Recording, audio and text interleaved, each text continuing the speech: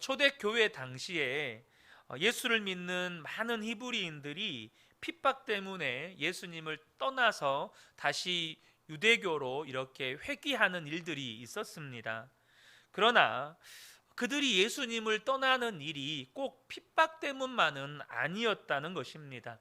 히브리서 기자는 그들이 구원을 소홀히 여겼기 때문에 예수님을 떠나는 일이 일어난다고 말하고 있습니다. 여러분, 구원을 소홀히 여긴다는 것이 무엇을 말하는 것입니까? 여러분, 구원을 받았다는 건 천국행 티켓을 얻게 된 것이 절대 아닙니다. 내 안에 오신 예수님과 친밀하게 교제를 누리면서 이 땅에서부터 천국 생활을 누리며 살아가는 것, 그것이 구원을 얻은 것입니다. 그런데 구원을 소홀히 여겼다는 건 내 안에 오신 예수님을 잊어버리고 내 마음대로, 내 생각대로 살아가는 것을 말하는 것입니다. 저와 여러분이 정말로 구원을 귀중하게 여기고 또 내 안에 계신 예수님을 귀중하게 여긴다면 그럴 수 없는 거죠. 예수님이 내 마음에 오셨고 또 내 삶의 주인이 되셨으니 항상 주님 의지하고 주님 바라보고 주님과 친밀히 교제하며 사는 것입니다.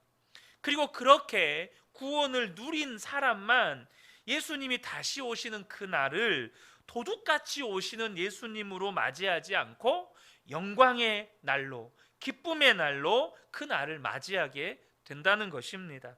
저는 우리 근혜교회 모든 성도님들이 예수님 다시 오시는 그날을 영광과 기쁨의 날로 맞이하게 되시기를 예수님의 이름으로 축복합니다.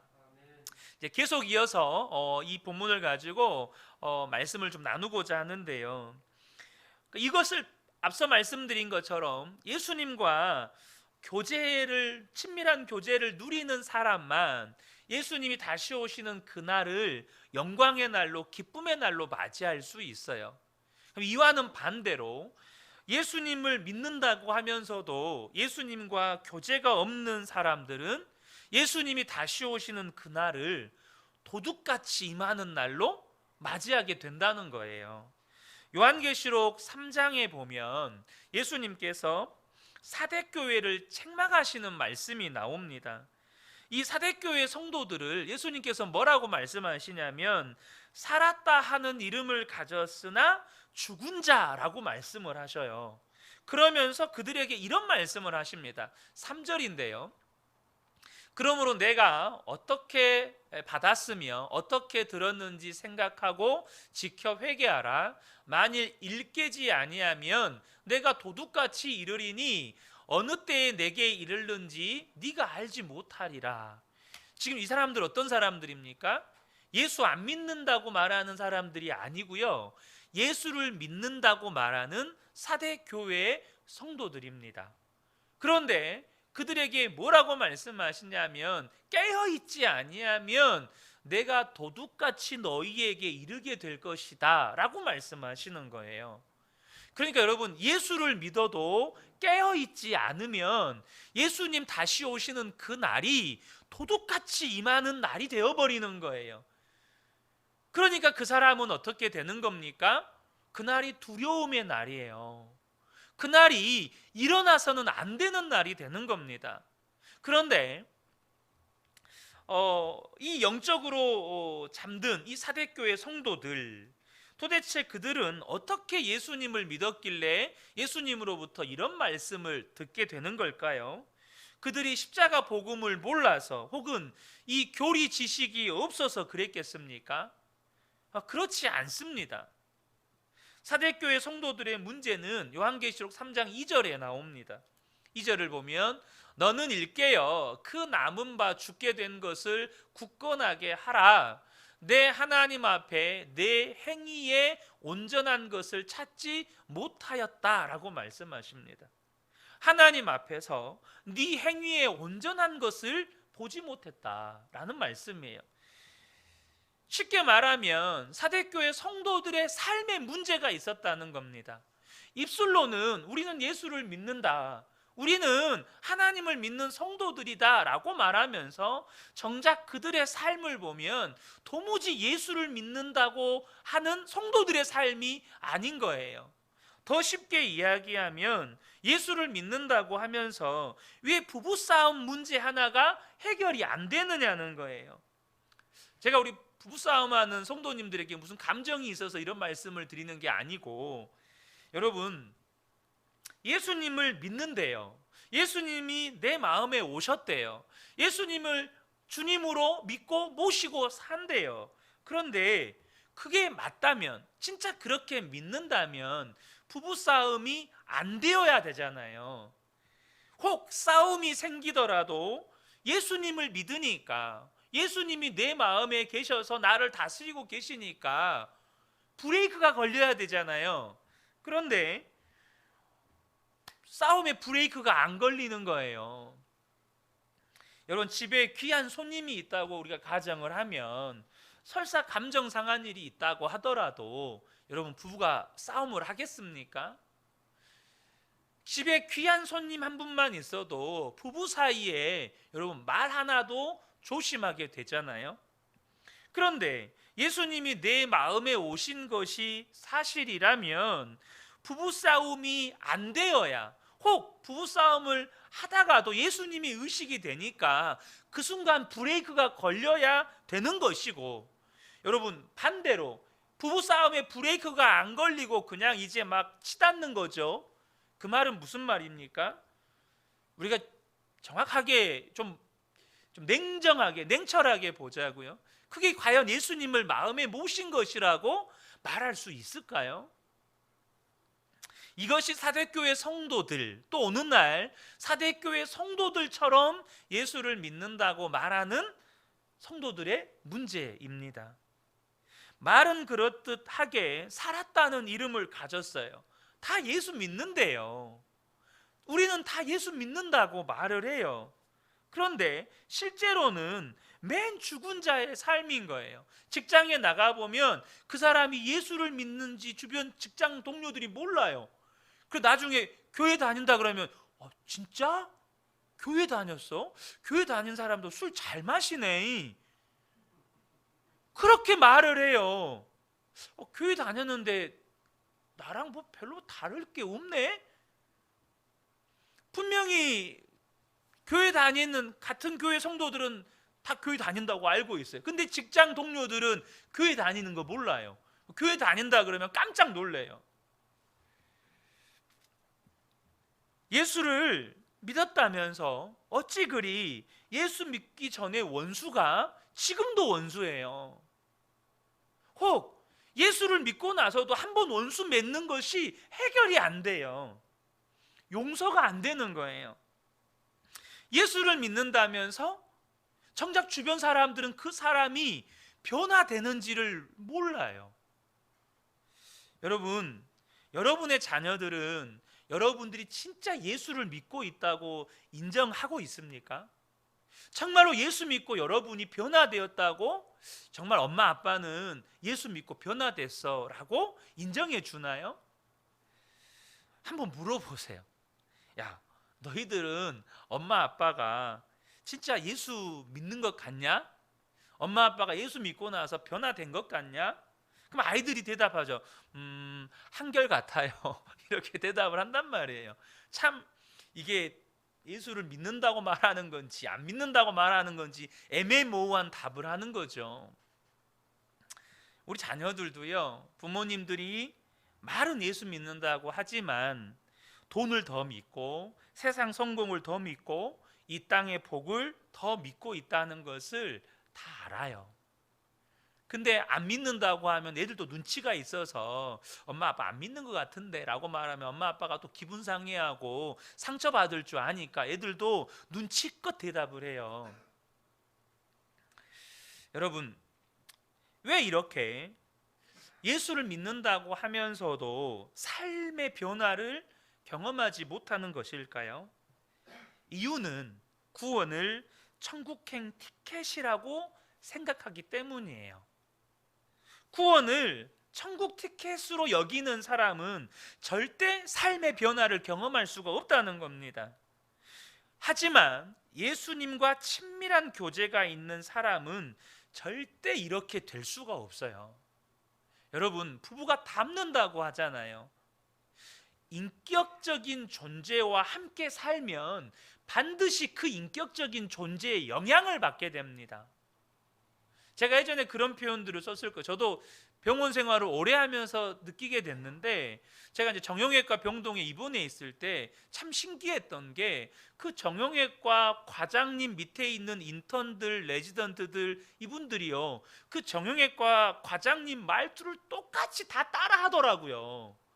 다 똑같이 말투를 써요. 전 그때 처음, 야, 진짜 신기하다, 어떻게 과장님 말투를 다 똑같이 따라하냐, 이 생각을 했거든요. 왜 그럴까요?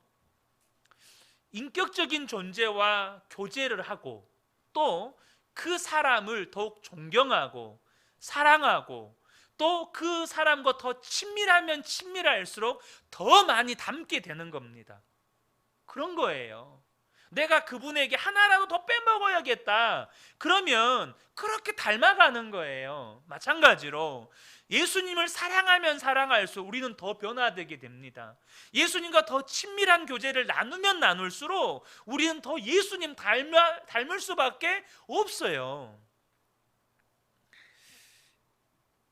예수님이 늘 나와 같이 계시고 나와 늘 교제하시는데, 어떻게 내가 옛사람의 모습으로 육신의 종으로 살 수 있느냐 하는 거죠. 예수님은 그저 우리를 죄 용서만 해 주시려고 십자가에서 죽으신 것이 아닙니다. 예수님이 십자가에서 죽으신 궁극적인 목적은 우리를 죄를 사해 주시려는 것이 궁극적인 목적이 아니에요. 죄 사함은 그 궁극적인 목적을 향해 가는데 과정이에요. 그럼 우리를 죄 사하셔가지고 뭐 하시려고 우리의 죄를 사하여 주신 걸까요? 데살로니가전서 5장 10절을 보면요, 예수께서 우리를 위하여 죽으사 우리로 하여금 깨어있든지 자든지 자기와 함께 살게 하려 하셨느니라. 여러분, 죄 사함이 십자가 구원의 목적이 아닙니다. 십자가 죽음의 목적이 아니에요. 죄 사함은 여러분, 예수님께서 우리와 함께 살게 하시려고, 우리가 예수님과 영원토록 함께 살게 하려고 십자가에서 죽으시고 우리의 죄를 사하신 거예요. 그러니까 여러분, 예수를 믿고 내가 죄 사함 받았다, 여기서 우리의 믿음이 끝나면 안 돼요. 나는 예수님과 함께 산다, 여기로 가셔야 돼요. 그것이 십자가 대속의 죽음의 목적이니까. 주님이 우리와 영원히 함께 사시려고 십자가에서 죽으셨다는 거예요.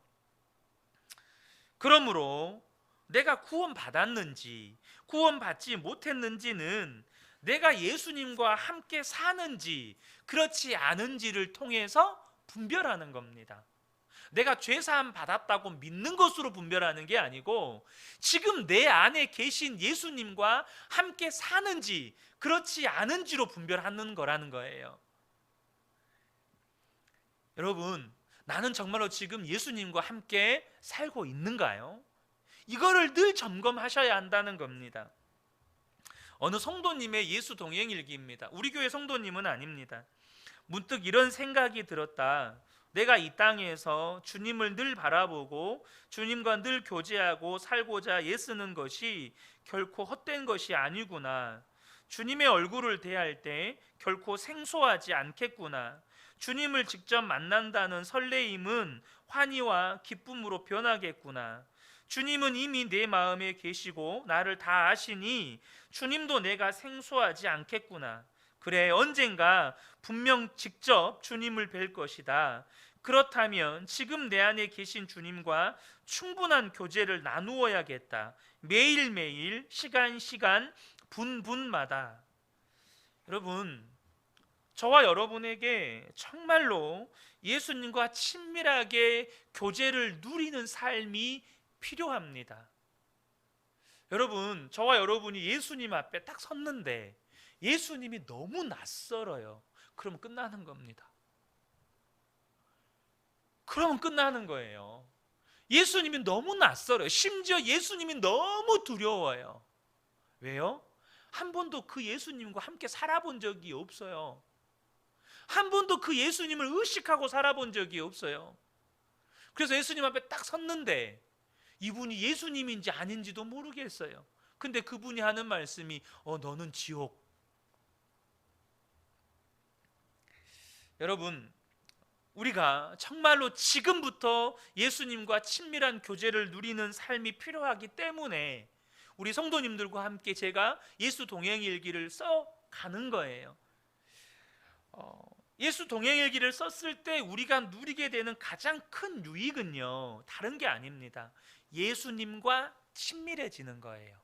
예수님을 의식하는 시간이 많아지고 주님을 부르는 시간이 많아지고, 그러다 보니까 주님의 음성을 듣는 이 빈도수가 많아지고, 그러다 보니까 죄를 이기게 되어지고 주의 말씀에 순종하게 되어지고, 내 삶에 예수님과 동행하는 삶의 열매들이 나타나기 시작하는 거예요. 그러면 어떻게 될까요? 예수님의 재림이 안 무서운 거예요. 예수님의 재림이 기대가 되는 거예요. 언제 오시느냐, 이건 안 중요해요. 여러분, 고대가 아시죠? 구한말, 신사참배 반대하고, 그래서 이 형무소에 끌려가서 가진 고문을 당하면서도 그렇게 주님 오실 것들을 고대하면서 불렀던 그 고대가가 나의 노래가 되는 거예요. 여러분, 제가 그런 말씀 종종 드리잖아요.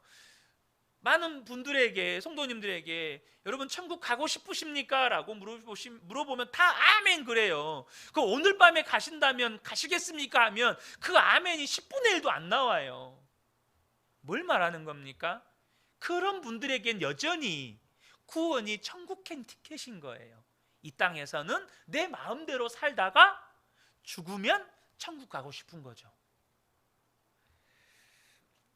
우리가 예수님을 믿어도요, 정말로 불안하게 믿으면 안 됩니다. 많은 성도님들이 예수를 믿어도 불안해해요. 무슨 말이냐? 예수 믿어도 다 천국 가는 거 아닙니다. 예수 믿는 사람들 중에도 지옥 갈 사람이 있습니다. 물론 이것은 예수 믿는다고 말하는 사람들이라는 표현이 더 정확한 표현일 겁니다. 그런데 이런 말을 들으면 막 불안해요. 나는 아닐까? 나는 내가 천국까지 못 갈 것 같은데, 막 이런 내 마음 안에 막 불안함이 있어요. 이렇게 예수 믿으면 안 된다는 거예요. 여러분, 예수 믿는다고 다 천국 가는 거 아닙니다. 이 말이 나와는 상관없는 말이 되셔야 돼요. 아멘이십니까? 예수 믿는다고 말해도 다 지옥 갈 사람들도 있어요. 이 말이 나와는 상관없는 말이 되셔야 돼요.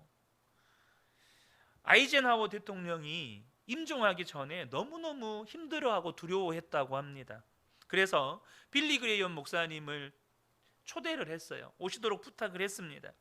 빌리 그레이엄 목사님이 오시니까 주변 사람들 다 몰리고, 이 빌리 그레이엄 목사님에게 아이젠하워 대통령이 하시는 이야기가, 빌리, 하나님을 만날 확신이 없네.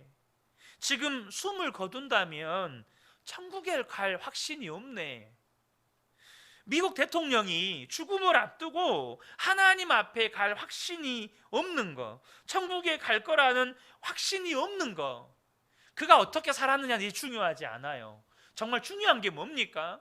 하나님 앞에 갈 확신이 있냐는 거예요. 근데 그게 없었다는 거예요. 그래서 빌리 그레이엄 목사님이 이 아이젠하워 대통령에게 다시 복음을 들려주고 입으로 시인하게 하고, 그리고 구원의 확신을 갖도록 이렇게 도와드렸다고 그래요. 그런데 여러분, 이 이야기가 아이젠하워 대통령만의 문제냐는 거죠. 너무 많은 성도들이 똑같은 문제를 겪고 있어요. 여러분, 예수 믿으면 천국 갑니다. 아멘. 오늘 밤에도 가고 싶으십니까? 아멘이 없어요. 여러분, 내가 정말로 구원을 받았을까? 주님이 정말로 나를 아신다고 하실까? 이 부분에 확신이 없는 거죠. 왜 예수를 믿어도 이렇게 불안하게 믿죠? 여러분, 예수님이 십자가에서 죽으신 것이 우리로 이렇게 예수를 불안하게 믿는 정도밖에 안 되는 겁니까? 그렇지가 않습니다.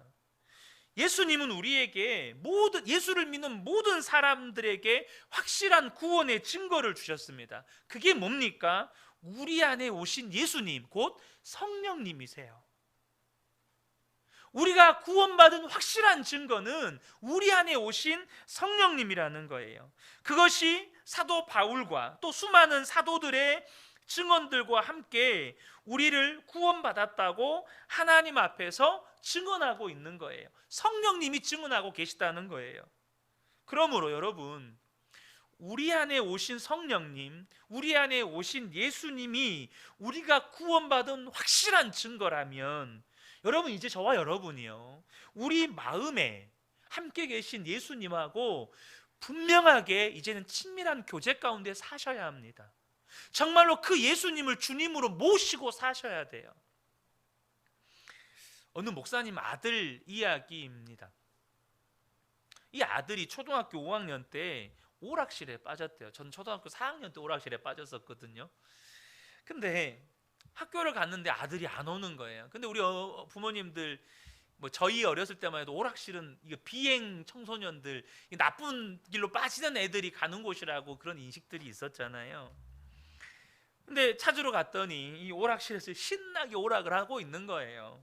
기가 막혀서 오락을 하고 있는 아들을 집에 데리고 오는데, 이걸 어떻게 해야 되나, 야단을 쳐야 되나, 매를 들어야 하나, 그러다가도 마음에서 아니지, 정말로 믿음으로 해야지, 정말 교육적으로 해야지 라는 생각이 들어가서 데리고 가서 아이들을 타이른 거예요. 너 그러면 안 된다, 너 오락에 빠지면 안 된다, 너 아빠랑 약속하자, 다시는 오락실 가지 않기로. 그렇게 야단을 안 치고 그냥 아이들을 정말로 이렇게 인격적으로 이야기하고 약속을 하고 끝냈대요. 그런데 그 다음날 지갑에서 돈 10,000원이 없어진 거예요. 목사님이 아들이 가지고 갔구나. 그래서 가보니 역시 아들이 열심히 호락을 하고 있더라는 거예요. 그 아들을 데리고 오면서 이놈을 어떻게 해야 되나, 말로 안 되는데 그래도 믿음으로 하자, 교육적으로 하자 해서 아들을 데리고 와서 소리 지르지 않고 너 잘못했지 하니까 잘못했다 하는 거예요. 그럼 너 몇 대 맞을래 하니까 3대 맞을게요. 얼마나 인격적입니까? 그래서 회초리로 딱 3대를 때리고 바세린까지 발라줬대요.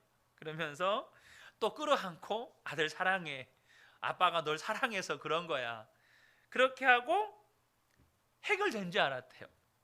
근데 다음날 또 10,000원이 없어진 거예요. 오락실에서 이 아이를 끌고 오는데 어떻게 해야 되나, 또 마음의 갈등을 하면데 그래도 믿음으로 해야지 하고 또 아들에게 물어봤대요. 너 이번에는 몇 대 맞을래? 그러니까 아들도 양심이 있었는지 5대 맞을게요, 그런 거예요. 그래서 5대를 때리고 또 바세린 발라주고 너를 사랑해서 그런 거야, 절대 그렇게 하면 안 된다, 또 약속을 받았어요. 그래서 해결된 줄 알았는데 며칠이 지나서 이번에는 70만 원이 없어진 거예요. 초등학교 5학년 아이가, 사모님은 기절초풍할 것 같고 목사님도 화가 머리 끝까지 치밀어 올랐어요. 오락실에 가보니까 이번에는 반 친구들을 다 불러다가 오락을 하고 있는 거예요. 그동안 빌린 돈 다 갚고, 그리고 아이들하고 신나게 오락까지 시켜주고, 간도 크죠. 그때는 신앙적으로 믿음으로 교육적으로 그런 생각 아무것도 안 들고 개 끌고 오듯이 집으로 아들을 끌고 들어왔대요. 그리고 방으로 집어넣고 주먹으로 때리고 발로 차고, 이 아이가 갑자기 아빠가 주먹으로 때리고 발로 차고 하니까 너무 놀라서 아빠 왜 이러세요? 막 이렇게 했어요. 그런데 너 지금 너 잘못한 거 알지? 너는 말로 안 돼. 그래서 또 주먹으로 때리고 발로 차고 막 그러는 거예요. 그랬다는 거예요. 그때서야 이 아이가 이러다 죽겠구나 이런 생각이 들어서 아빠 살려주세요 막 그랬다는 거예요. 아빠한테 막 살려달라고 막 잘못했다고 그러는데, 주님이 주시는 마음이 아이가 그런다고 고침을 받겠냐 라는 것이었습니다. 그제서야 목사님이 정신이 들더라는 거예요. 그래서 다시 마음을 가라앉히고 앉혀놓고 너 목사 아들이 이러면 되냐?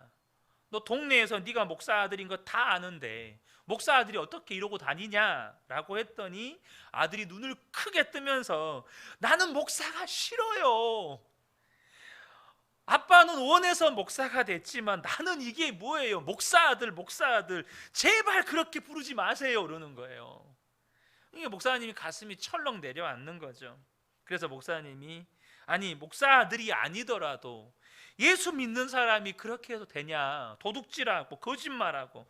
그랬더니 또 이 아이가 눈을 크게 뜨면서 저는 예수님도 싫어요. 그러는 거예요. 예수 믿는 사람 이렇게 하지 말아라 저렇게 하지 마라 그런 말 하지 말라는 거예요. 자기는 예수님도 싫으니까. 비로소 목사님이 이 아이가 상황이 심각하구나라는 것을 인식을 하게 됐습니다. 그래서 지금이야말로 이 아이에게 복음을 전해주고 구원의 길로 인도해야 할 때구나.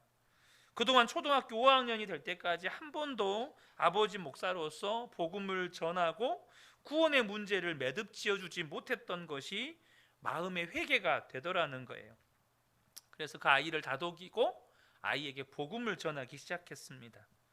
너 아빠 돈 훔쳐서 오락실 갈 때 무섭지 않았냐? 무서웠다는 거예요.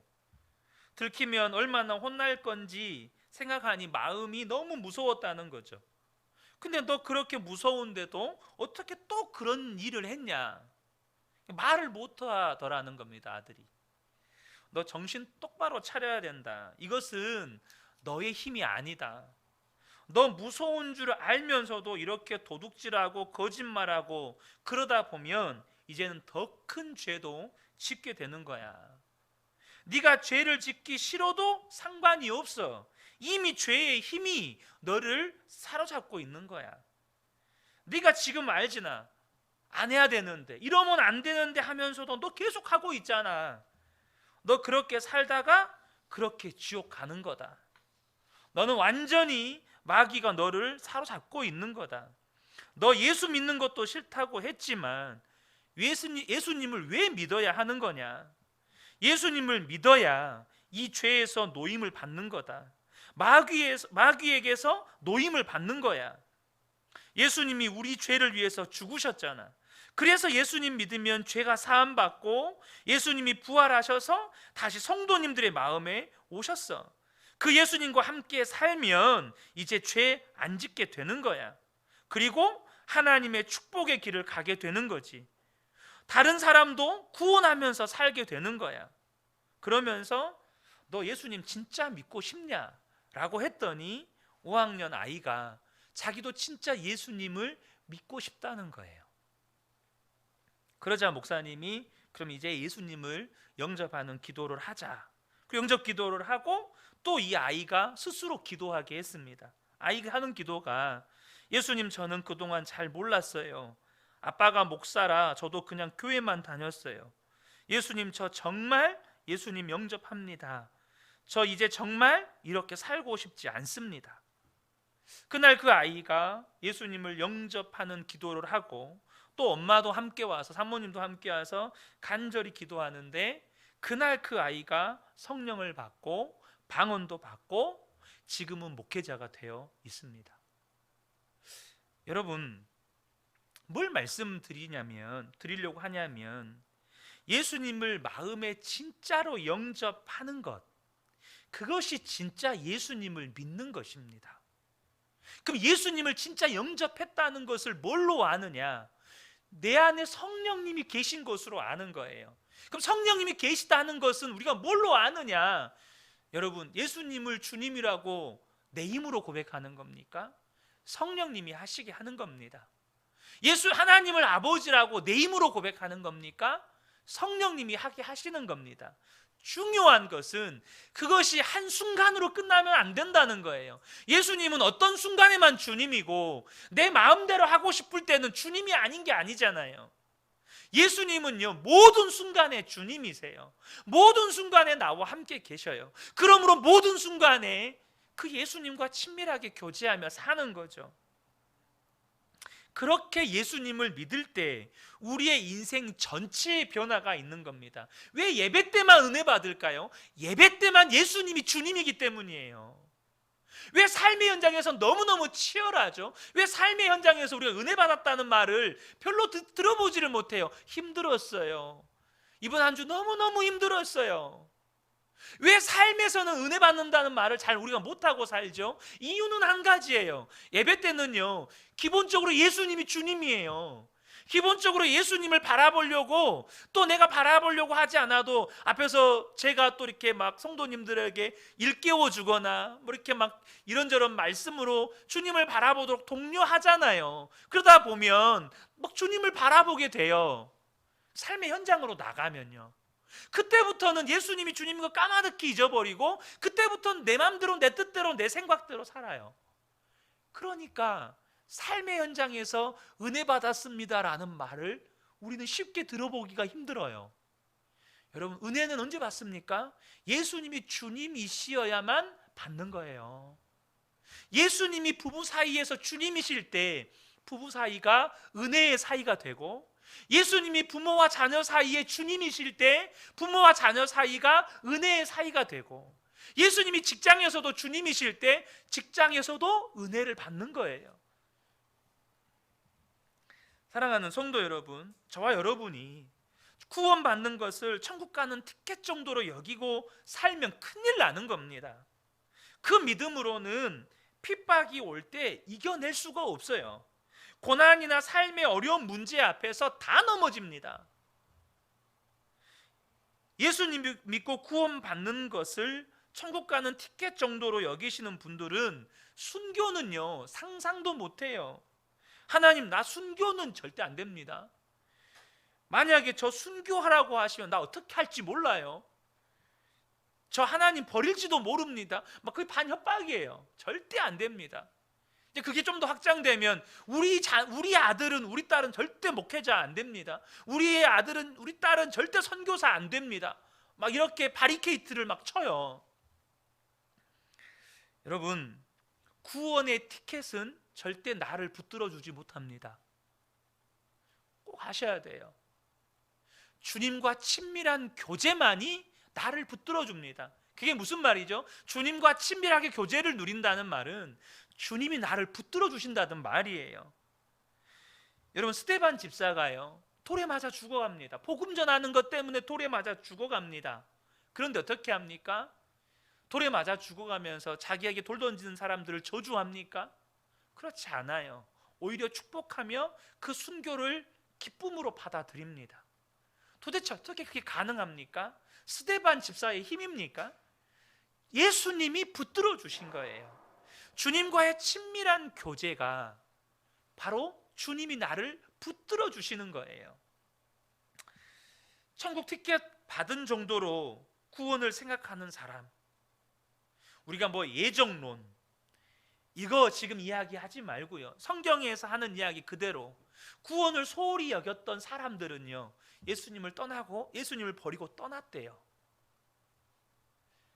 우리가 이 뭐 예정론에 대해서 다 말하고 이것을 이야기하기 전에 그 현상적인 부분을 이야기하는 거예요. 구원을 소홀히 여기면 나도 모르게 주님을 떠나가게 되는 거예요. 사랑하는 성도 여러분, 저와 여러분 꼭 기억하셔야 합니다. 예수님과 친밀한 교제 속에 있으면 저와 여러분이 살아가면서 어떤 문제를 만나도 그건 더 이상 문제가 아니에요. 홍해 앞에 이스라엘 백성이 홍해 앞에 이르렀습니다. 홍해라고 하는 거대한 장벽이 그들을 딱 가로막고 있었어요. 문제였습니까? 문제 아니었어요. 모세에게는 문제가 아니었습니다. 그러나 주님과의 친밀한 교제가 없었던 이스라엘 백성들은 그것이 죽을 문제였어요. 이걸 명확하게 아셔야 돼요. 모세가 얼마나 하나님과 친밀했는지 굳이 제가 부연 설명을 드리지 않아도 다 아시잖아요. 하나님의 영광을 본 모세, 그 홍해가 가로막고 먹을 것이 떨어지고 마실 물이 떨어지고 고기가 없고 아말렉 족속이 쳐들어오고 요단강이 가로막고 있고 여리고 성이 그 앞에 놓여 있고 여러분, 예수님과의 친밀함이 있는 사람에게는 문제는요, 구원의 역사를 경험할 은혜의 현장이 되는 겁니다. 모세는 두려워하지 않았어요. 여호수아도 두려워하지 않았습니다.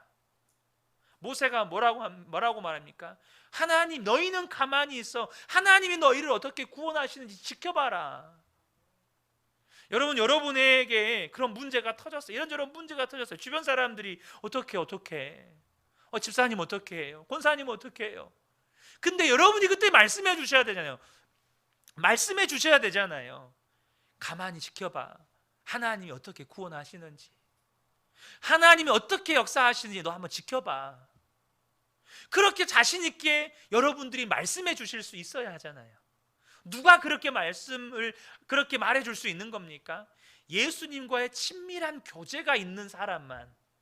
봐봐, 하나님이 나를 어떻게 구원하시는지 똑똑히 지켜보고 너도 예수 믿어. 하나님이 어떻게 예수 믿는 사람들을 구원하시는지. 예수 믿는 사람들은 이렇게 사는 거야. 예수 믿는 사람들은 문제를 이렇게 극복해 가는 거야. 지금 히브리서를 통해서 하나님이 저와 여러분에게도 동일하게 묻고 계시는 거예요. 너는 구원을 소홀히 여기고 있지 않느냐? 너는 지금 네 안에 계신 예수님을 무시하고 생각지도 않고 그냥 의식도 않고 살고 있지 않느냐?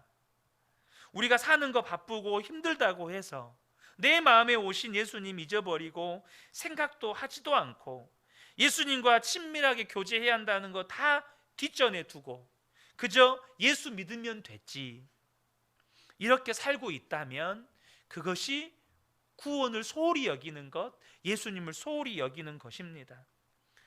많은 성도들이요, 과거의 예수님은 다 알아요. 예수님이 나의 죄를 위해서 죽으셨다. 미래의 예수님도 알아요. 예수님이 다시 오실 것이다. 나는 천국에 간다. 근데 지금은요, 지금 예수님은요, 과거의 예수님도 알고 미래의 예수님도 아는데 지금 예수님을 몰라요. 지금 예수님이 어디 계시는지, 지금 예수님이 뭘 말씀하고 계시는지, 지금 예수님이 내 안에서 무엇을 역사하고 계시는지를 몰라요. 사랑하는 성도 여러분, 저와 여러분에게 진짜 중요한 예수님은 과거의 예수님보다, 미래의 예수님보다 지금 내 안에 계신 예수님이에요. 지금 내 안에 계신 예수님을 절대 놓치시면 안 되는 거죠.